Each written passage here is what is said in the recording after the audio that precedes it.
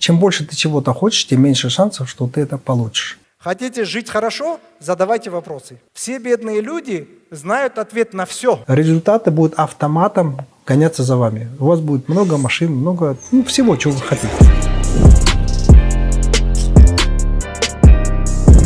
Все люди в мире, на Земле хотят всего двух вещей. Вроде кажется, много разных людей хотят разных вещей. Нет, они хотят всего двух вещей. Первое, что чем-то владеть, что-то иметь, и кем-то быть. То есть иметь дом, бизнес, машину и так далее, либо быть космонавтом, бизнесменом, инвестором, артистом и так далее. Что-то иметь, кем-то быть. Для того, чтобы что-то иметь, кем-то быть, нужно что-то делать. Для того, чтобы иметь много результатов, нужно делать это эффективно. Для того, чтобы это делать эффективно, нужно планировать, потому что без плана вы не можете быть эффективным. А для того, чтобы планировать, вы должны планировать правильные вещи. Никогда не ставьте себе цели, заработать машины и так далее, и так далее. Ставьте себе цели, как повысить свою персональную энергетическую эффективность. Потому что все ресурсы на Земле – это, по сути, взаимообмениваемая энергия. Связи – это энергия, слава – это энергия, власть – это энергия, деньги – это энергия, знания – это энергия. Ваша энергия – это тоже ресурс, время – это тоже ресурс, который вы на энергию можете обменивать и так далее. Это все взаимообмениваемое. Поэтому, когда вы работаете во всех этих направлениях и повышаете вашу энергетическую эффективность, результаты будут автоматом гоняться за вами. У вас будет много машин, много всего, чего вы хотите. Хотите жить хорошо? Задавайте вопросы. Хотите жить мертвым, быть мертвым при жизни? Удовлетворяйтесь готовыми ответами. Вот это отличие кардинально успешного человека от неуспешного.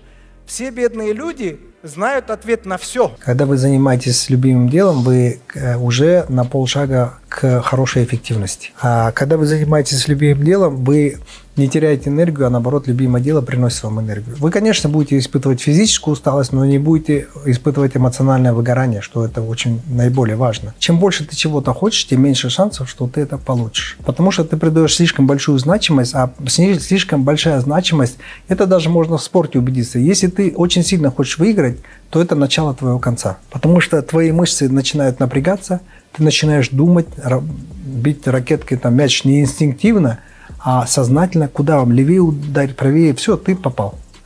Поэтому любая концентрация слишком, она создает напряжение. А любое напряжение противодействует твоим шансам в достижении успеха.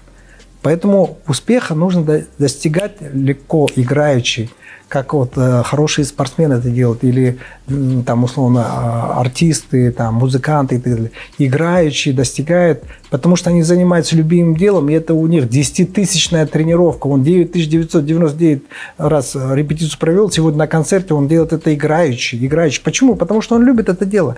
У него на автопилоте все легко дается.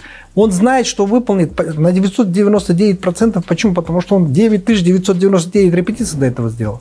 Больших денег, успеха можно достичь только легко. А это легко может быть только в случае, если ты занимаешься любимым делом.